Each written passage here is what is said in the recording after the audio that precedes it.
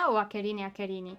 Pensate per un attimo di essere su un autobus affollato e di parlare al telefono con una persona cara. Non state urlando, ma tutto quello che dite può essere ascoltato da chi vi sta intorno, perché ovviamente siete su un autobus pieno di persone. Già questo dovrebbe farvi venire un leggero disagio. Ora immaginate che quella conversazione non sia banale, ma contenga una password, informazioni personali o dati bancari. Ad un certo punto vi rendete conto che forse state dicendo un po' troppe cose e che non tutto dovrebbe essere ascoltato da chiunque. Soprattutto non dal tizio seduto dietro di voi che finge di guardare fuori dal finestrino, ma in realtà sta ascoltando tutto. Ecco, su internet succede esattamente la stessa cosa, solo in modo gigantesco. Ogni messaggio che inviamo, ogni sito che visitiamo, ogni dato che inseriamo, attraversa mezzo pianeta e potrebbe teoricamente essere visto e letto da moltissime persone che non conosciamo e non vediamo. E allora nasce una domanda fondamentale. Perché, nonostante tutto questo, i nostri messaggi restano privati? Perché quando scriviamo su WhatsApp o accediamo al conto in banca i nostri dati non finiscono stampati su un cartellone pubblicitario? La risposta è la crittografia.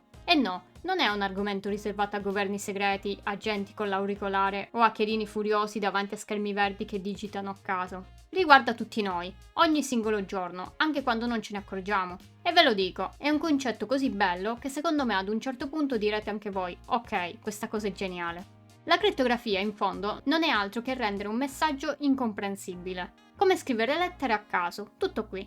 Avete presente nei film quando qualcuno deve mandare un messaggio segreto? Ovviamente non scrive "Ciao, stasera alle 8 rapiniamo una banca". E invece cosa fa? Usa un codice, un linguaggio segreto, qualcosa che solo il destinatario può capire. Questo meccanismo si chiama cifrare. Prendete un messaggio normale e lo trasformate in qualcosa di apparentemente senza senso. Decifrare invece è il meccanismo opposto. In qualche modo riportate quel caos apparente ad un messaggio comprensibile. Se qualcun altro intercetta il messaggio, vede solo un insieme di simboli senza senso e pensa, ok, sta roba è strana, ci lascio stare. In realtà, il bisogno di proteggere le informazioni non è nato con internet, è antichissimo. Già nell'antichità, le persone inventavano modi per mandarsi messaggi segreti.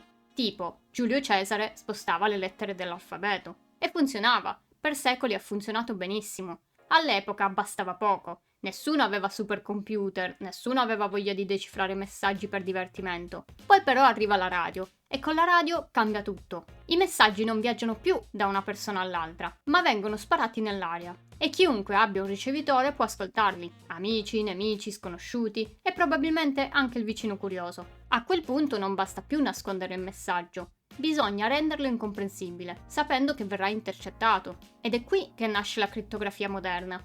Ma prima facciamo un salto negli anni 30 e 40. La Germania utilizza uno strumento chiamato Enigma per cifrare le comunicazioni militari. A prima vista sembrava una normale macchina da scrivere, ma dentro era tutt'altro che normale. Enigma aveva una tastiera. Premendo una lettera, sopra si accendeva una lampadina con un'altra lettera. Se premevi A, magari si illuminava una V. Un'altra persona guardava la lampadina e scriveva la lettera. Sì, servivano due persone. Il multitasking non era ancora di moda. Dentro Enigma c'erano poi 3 rotoli. No, non i rotoli Regina che non finiscono mai. Questi erano proprio degli ingranaggi con le lettere dell'alfabeto, che giravano ogni volta che si premeva un tasto della tastiera. E la cosa bella è che la stessa lettera non veniva mai cifrata nello stesso modo 2 volte. Premere A una volta poteva produrre una lettera, la volta dopo un'altra. È come se aveste un telecomando della televisione posseduto. Schiacciate il tasto 1 e appare Rai 3. Lo schiacciate di nuovo e appare Netflix. Lo schiacciate ancora e parte un documentario sui pinguini. Senza sapere come ruotano gli ingranaggi dentro al telecomando, è impossibile prevedere cosa vedrete in televisione al prossimo click. Il risultato quindi era una sequenza di lettere apparentemente casuale, impossibile da capire senza conoscere la configurazione di Enigma. Sì, perché Enigma doveva essere configurata ogni giorno, con determinate configurazioni.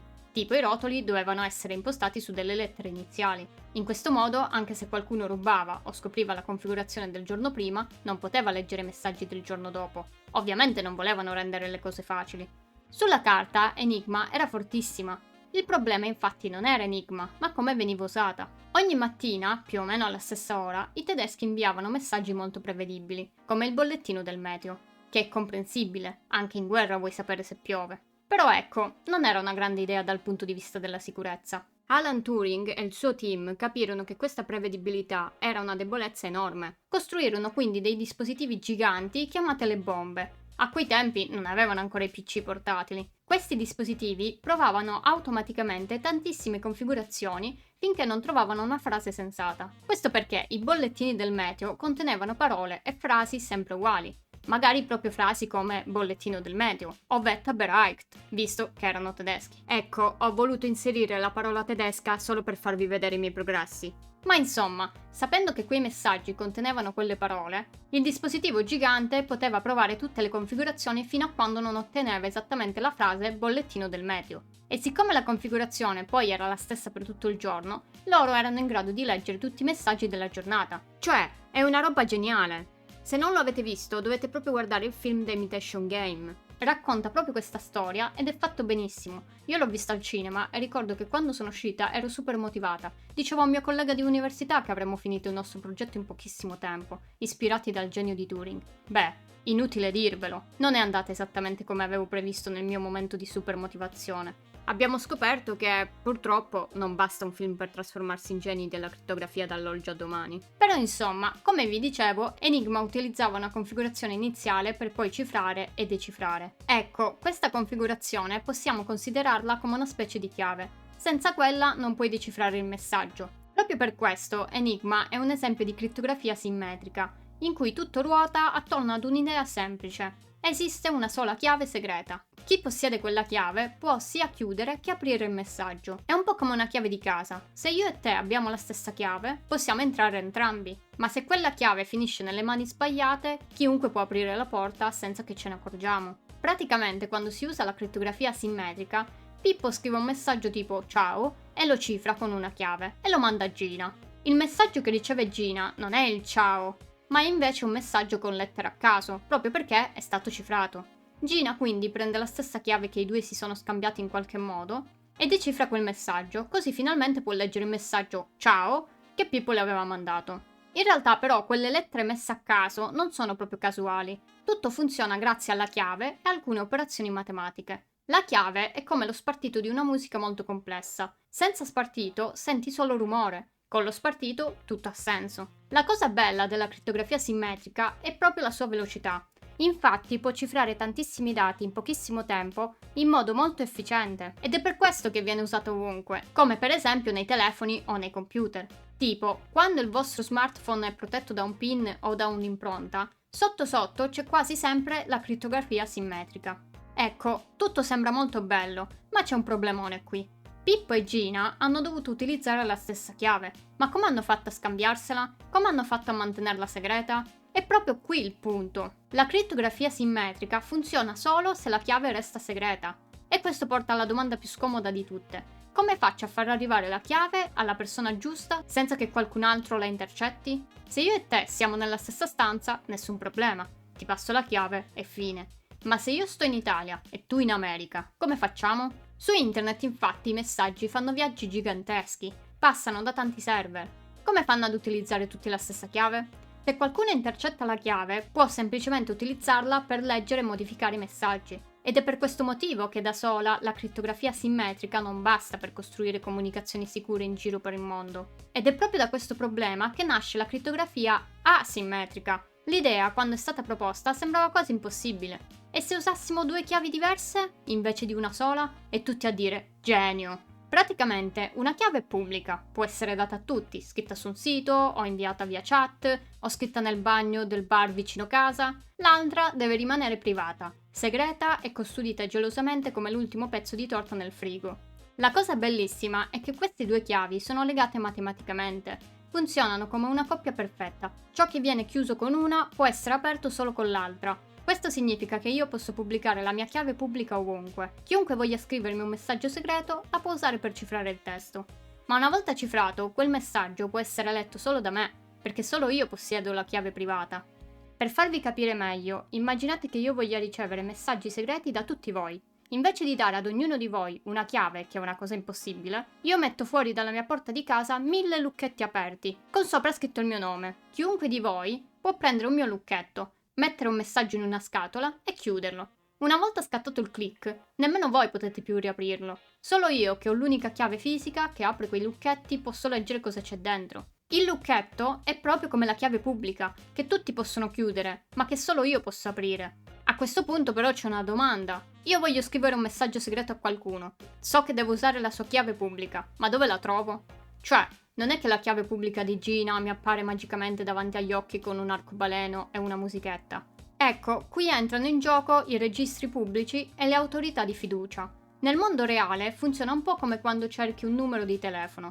Non lo chiedi a caso al primo che passa per strada. Vai su una rubrica o su un sito affidabile e controlli lì. Su internet succede qualcosa di molto simile. Ci sono delle autorità di certificazione che sono come dei notai di internet. Loro dicono: questa chiave pubblica appartiene davvero a questo sito. Il vostro browser ha già dentro una lista di queste autorità considerate affidabili. Se il certificato è firmato da una di loro, il browser dice: ok, mi fido. Se qualcosa non torna, vi mostra quell'avviso inquietante tutto rosso che nessuno legge mai. Ho fatto un intero video su HTTPS per capire come funziona tutto il meccanismo. Andatelo a recuperare. Quindi la chiave pubblica è esposta, pubblica. Invece la chiave privata deve rimanere segreta ed è per questo che non deve mai viaggiare. Dal punto di vista matematico, tutto questo funziona grazie a problemi che sono facili da calcolare in un verso, ma estremamente difficili da invertire senza l'informazione giusta. È come rompere un uovo. Farlo è facilissimo, ma rimetterlo insieme è praticamente impossibile. In più, la crittografia asimmetrica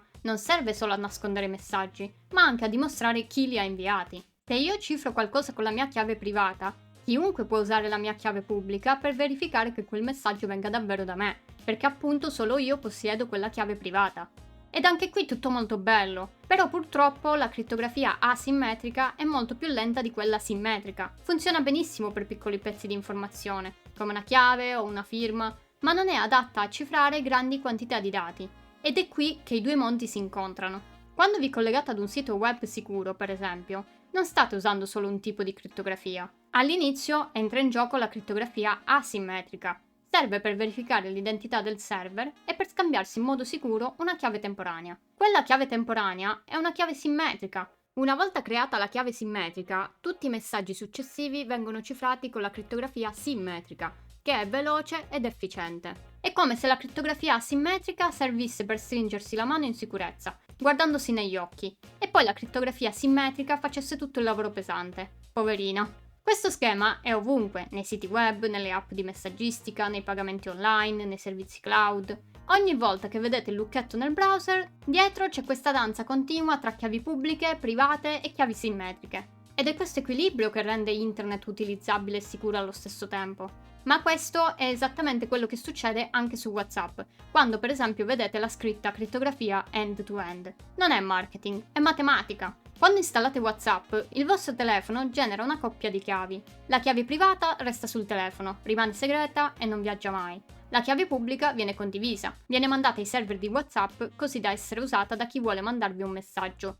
Quando scrivi "vorrei proprio un pezzo di torta" a qualcuno, l'app recupera la chiave pubblica associata a quel contatto. Attraverso la crittografia asimmetrica, il telefono usa quella chiave per inviare in modo sicuro le informazioni necessarie a stabilire un linguaggio segreto tra te e il telefono del destinatario. È un po' come presentarsi e verificare di essere davvero chi si dice di essere. Quindi, con quelle informazioni, sia il tuo telefono che il telefono del destinatario generano una chiave simmetrica che conoscerete solo voi. Con questa chiave, ogni messaggio viene cifrato sul vostro telefono prima ancora di partire. Quando attraversa internet, per chi lo intercetta, è solo un insieme di dati senza senso. Il server di WhatsApp riceve i messaggi e li inoltra, ma non può leggerli. Non ha le chiavi giuste. E no, non è che fa finta di non leggere, ma proprio non può farlo tecnicamente, perché appunto non ha la chiave giusta. In più, queste chiavi non sono eterne, cambiano continuamente, a volte anche dopo ogni singolo messaggio. Questo significa che se anche un hackerino per assurdo riuscisse a rubare la chiave di oggi,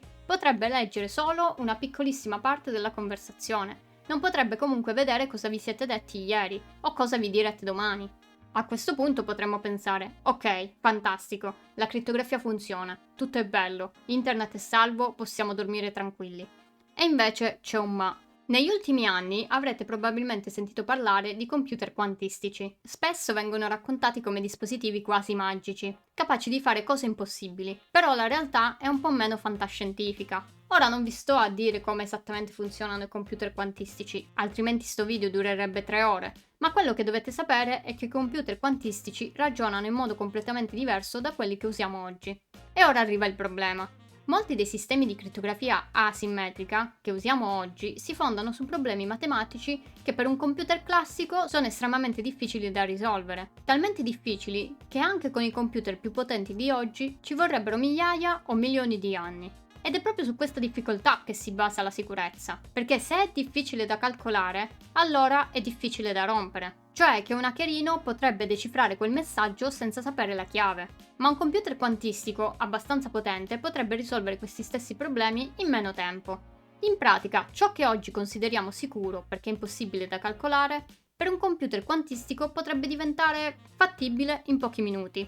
Questo significa che, in teoria, gran parte della crittografia asimmetrica attuale potrebbe essere rotta. Allora che si fa? Siamo spacciati? La risposta è no. Per adesso potete dormire tranquilli. Esiste già un intero campo di ricerca chiamato crittografia post-quantistica, che studia come resistere anche a computer quantistici. Quindi no, il quantistico non è la fine assoluta della crittografia e della sicurezza informatica.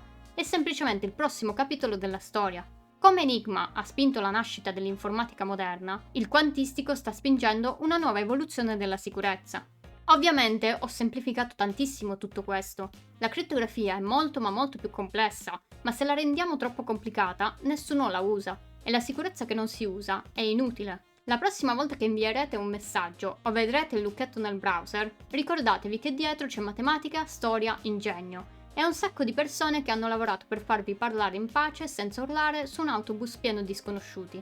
Se ti è piaciuto il video lascia un like e iscriviti al canale per altri contenuti sul magico mondo della cybersecurity. Ciao, alla prossima!